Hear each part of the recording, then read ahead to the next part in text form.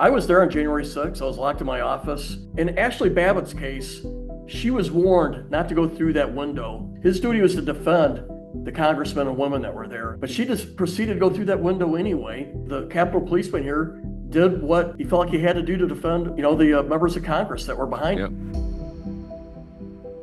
I'm going to be talking about this Ashli Babbitt settlement. She's getting $5 million. I have a big problem with it. I have a big problem with it from a pro-law enforcement perspective, meaning the Capitol Police investigated it. The DOJ investigated it. This is a cop who was doing the best he could in incredibly difficult circumstances. And the notion that the administration is now paying the family $5 million is certainly indicative that they believe that he did something wrong. And so you've heard the Capitol Police now speaking out against it. Your thoughts? First of all, I agree with you.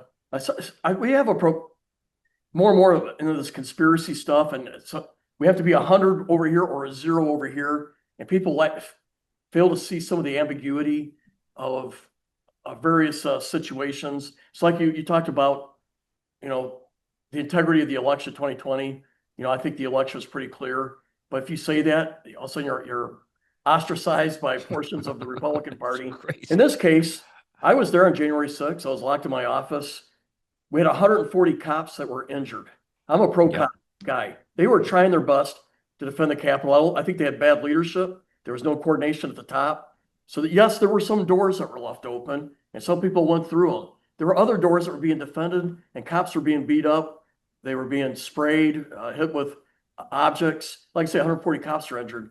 And so folks that were assaulting police deserve to be prosecuted, or if they vandalized the Capitol. And I think there should have been some leeway for those who just walked in an open door and didn't do anything wrong. They should have been treated in a much better way.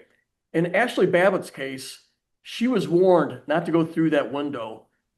And the policeman had his gun drawn and said he was going to shoot. She went through that window. And why was it so important? Because that was the last barrier to members of Congress, which that cop was between that crowd and those members of Congress. His duty was to defend the congressmen and women that were there. I was in my office. I wasn't in that group. But she just proceeded to go through that window anyway. And I think the Capitol policeman here did what he felt like he had to do to defend, the members of Congress that were behind him.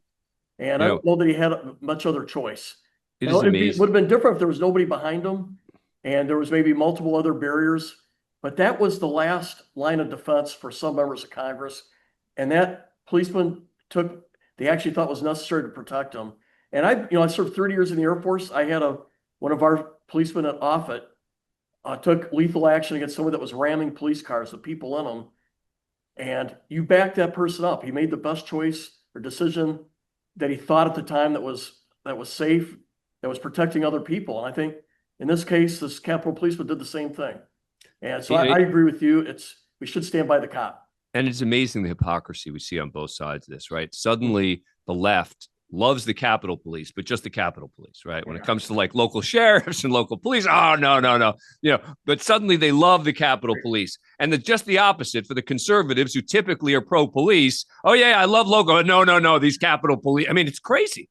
I see it all over right now. We have Republicans who are protectionist, who are isolationist, who are nativists, just like we were in the 1930s. And I got Democrats saying, Don, way to stand up to Russia and way to protect free markets. I go, you sound like Ronald Reagan. So we have a jumbled, lot of the mixing of our ideologies right now.